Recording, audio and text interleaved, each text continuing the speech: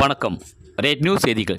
திருவண்ணாமலை மாவட்ட ஆட்சியர் அலுவலக வளாகத்தில் அமைந்துள்ள ஊரக வளர்ச்சி மற்றும் ஊராட்சித்துறை அலுவலகம் முன்பு தமிழ்நாடு மாநில ஊரக மற்றும் நகர்ப்புற வாழ்வாதார இயக்கம் அனைத்து பணியாளர்கள் சங்கம் கூட்டமைப்பின் சார்பாக ஆண்டுதோறும் ஆண்டு பணி புதுப்பித்தல் முறையினை கைவிட வேண்டும் மற்றும் 10 ஆண்டுகளுக்கு மேலாக பணிபுரியும் பணியாளர்களுக்கு பணி பாதுகாப்பு மற்றும் பணி நிரந்தரம் செய்ய வேண்டும்.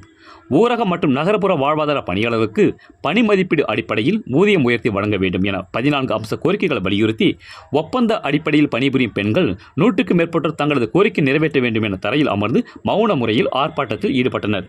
ரேட் நியூஸ் தமிழ் செய்திக்காக திருவண்ணாமலை மாவட்ட செய்தியாளர் குப்பன். செய்திகளை உடனுக்குடன் தெரிந்து கொள்ள ரேட் நியூஸ் தமிழ் சேனலை சப்ஸ்கிரைப் செய்வோம்.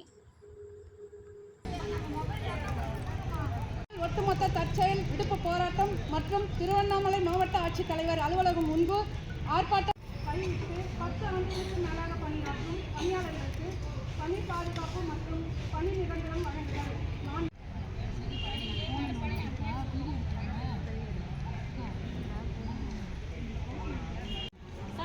பின்னாடி வச்சு நிற்கலாங்களா? பின்னாடி 2 பேரும் பிடிக்க சொல்லிட்டாங்களா?